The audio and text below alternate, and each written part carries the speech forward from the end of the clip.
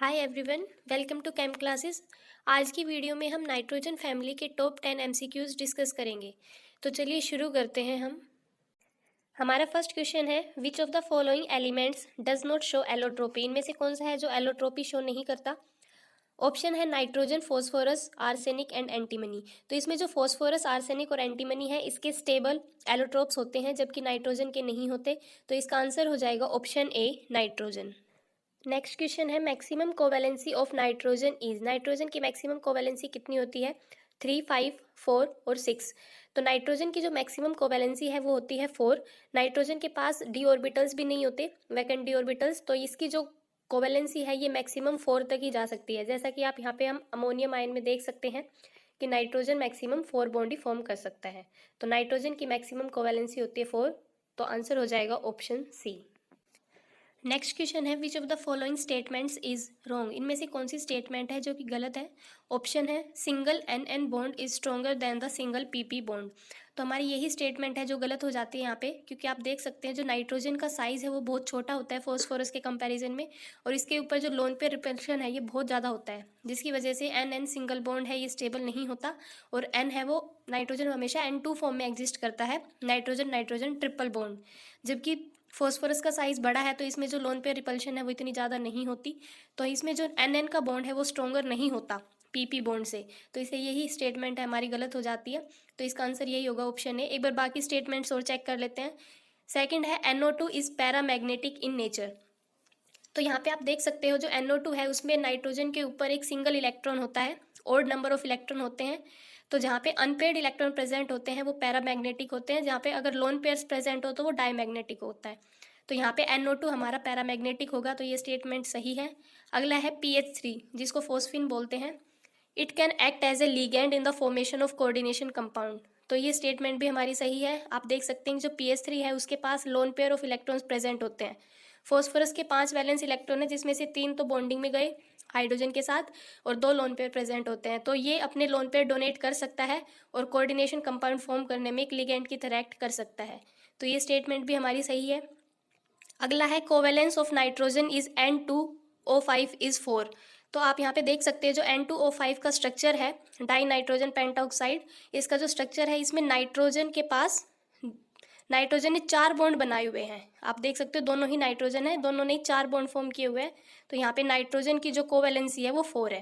तो ये स्टेटमेंट भी हमारी सही है, covalence of nitrogen in N2O5 is 4। तो इसमें हमारा जो आंसर है वो हो जाएगा ऑप्शन ए। नेक्स्ट क्वेश्चन है, which of the following hydrides has the lowest melting point. इनमें से कौन से हाइड्राइड का मेल्टिंग पॉइंट सबसे कम है। Nitrogen hydride, phosphorus hydride, arsenic hydride and antimony hydride. तो ये आप ध्यान रखो कि जो मेल्टिंग पॉइंट है वो जैसे जैसे मास बढ़ता है, डाउन द ग्रुप हम जाते हैं नाइट्रोजन फैमिली में तो मास बढ़ता जाता है, एटॉमिक मास इंक्रीज होता है, तो वैसे वैसे मेल्टिंग पॉइंट भी इंक्रीज होता है। लेकिन जो अमोनिया है उसके अंदर प्रेजेंट होती है हाइड्रोजन बॉन्डिंग, तो हाइड्रोजन बॉन्डिंग की वजह से इसका जो मेल्टिंग पॉइंट है वो सबसे ही ज़्यादा होता है। लेकिन तो अगर उस हिसाब से फिर हम देखें तो अमोनिया का सबसे ज़्यादा हो जाएगा मेल्टिंग पॉइंट। तो अब मास के हिसाब से देखें तो फॉस्फोरस है, उस फॉस्फोरस हाइड्राइड, उसका जो मेल्टिंग पॉइंट है वो सबसे कम होगा। तो एक बार आप ये ट्रेंड्स भी देख सकते हैं, यहाँ पे कुछ इनके हाइड्राइड्स की प्रॉपर्टीज़ के ट्रेंड दिए हुए हैं। मेल्टिंग पॉइंट है, boiling point, bond length, bond energy, bond angle, reducing power, basic nature and stability. तो ये आप एक बार इनको नोट डाउन कर लीजिए अपनी नोटबुक में, तो इस पे से क्वेश्चन बना के पूछा जा सकता है। तो इंपॉर्टेंट टॉपिक है ये। तो इसमें जो हमारा आंसर है वो हो जाएगा option B, PH3 has the lowest melting point. Next question है, oxides of nitrogen formed in the atmosphere during the lightnings is. Lightning के टाइम पे कौन सा ऑक्साइड फॉर्म होता है नाइट्रोजन का। तो ऑप्शन है nitric oxide that is NO, nitrous oxide that is N2O जिसको डाई नाइट्रोजन ऑक्साइड भी कहते हैं, NO2, नाइट्रोजन डाइऑक्साइड या फिर कोई भी नहीं। तो एक बार ना इनके सबके नाम भी याद रखने हैं कि नाइट्रिक ऑक्साइड किसे कहते हैं, नाइट्रस ऑक्साइड किसे कहते हैं। तो इसमें जो हमारा आंसर होगा वो होगा option A, NO। Nitric oxide form होता है जब लाइटनिंग होती है, तो इसमें आंसर हो जाएगा ऑप्शन ए।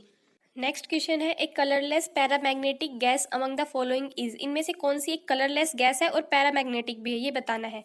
तो nitric oxide, nitrous oxide, nitrogen dioxide या डाई नाइट्रोजन ट्राइऑक्साइड।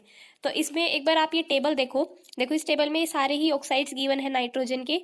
इनमें जो N2O और NO ये जो 2 ऑक्साइड होते हैं ये कलरलेस गैस होते हैं, बाकी के जो है वो कलर्ड होते हैं। देखो N2O3 है वो ब्लू सॉलिड होता है, NO2 है वो ब्राउन गैस होता है, N2O4 है वो कलरलेस सॉलिड या लिक्विड, दो फॉर्म में एग्जिस्ट कर सकता है, दोनों ही फॉर्म में कलरलेस होता है। N2O5 है वो कलरलेस सॉलिड होता है। और एक और बात देखनी है आपकी, जो शुरू के दो है N2O और NO, ये दोनों न्यूट्रल होते हैं, बाकी सारे ऑक्साइड है वो एसिडिक होते हैं। इनकी देखो ऑक्सीडेशन स्टेट भी गिवन है यहाँ पे, ये सारी ऑक्सीडेशन स्टेट भी आपको आनी चाहिए। और एक बात ध्यान रखनी है कि जो NO है एंड NO2 ये दो पैरामैग्नेटिक होते हैं, बाकी सारे डायमैग्नेटिक होते हैं। तो इसमें जो हमें पूछा गया है कलरलेस और पैरामैग्नेटिक, तो हमारा आंसर हो जाएगा NO, nitric oxide, that is option A. Next question है teeth and bones are made of mainly, teeth और बोन्स किसके बने होते हैं?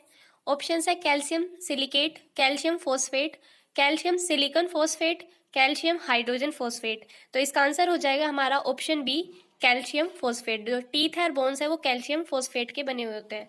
The answer will be option B.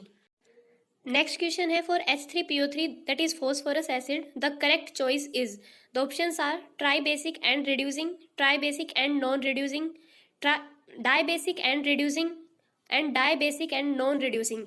तो हमारी स्ट्रक्चर है H3PO3 का, इसमें क्या है फॉस्फोरस डबल बॉन्ड O, एक तो ये बॉन्ड प्रेजेंट है, दो POOH बॉन्ड प्रेजेंट है और एक PH बॉन्ड प्रेजेंट है। तो जो OH बॉन्ड है वो तो रिस्पॉन्सिबल होते हैं इनकी एसिडिक प्रॉपर्टीज के लिए, और PH अगर फॉस्फोरस से डायरेक्टली H अटैच हो वो रिस्पॉन्सिबल होता है उसकी रिड्यूसिंग प्रॉपर्टी के लिए। तो यहाँ पे क्योंकि एक P और H बॉन्ड भी है, H है वो डायरेक्टली अटैच है फॉस्फोरस से, तो ये रिड्यूसिंग प्रॉपर्टी भी शो करता है, यानी it is reducing in nature sorry it is reducing in nature. And क्योंकि इस पे दो OH है तो it can give 2H plus, that is why it is dibasic. तो हमारा आंसर हो जाएगा option C, dibasic and reducing. Next question है the structure of white phosphorus is, options है square planar, pyramidal, trigonal planar या tetrahedral. तो यहाँ पे आप देख सकते हैं जो व्हाइट फॉस्फोरस होता है उसका स्ट्रक्चर होता है हमारा टेट्राहेड्रल। तो इसमें हमारा आंसर हो जाएगा option D, tetrahedral. Next question है a brown ring is formed in the ring test of nitrate ion, it is due to the formation of. जब नाइट्रेट आयन का टेस्ट किया जाता है तो एक ब्राउन कलर की रिंग फॉर्म हो जाती है, तो वो बतानी है कि वो जो ब्राउन कलर की रिंग है उसका फॉर्मूला क्या होता है। तो ये एक टेस्ट होता है नाइट्रेट आयन के लिए। देखो इसमें क्या होता है कि आपको एक अननोन सैंपल दिया जाता है जिसमें ये हो सकता है कि नाइट्रेट आयन प्रेजेंट है भी या नहीं भी, और आपने ये टेस्ट करना होता है कि उसमें नाइट्रेट आयन प्रेजेंट है या नहीं।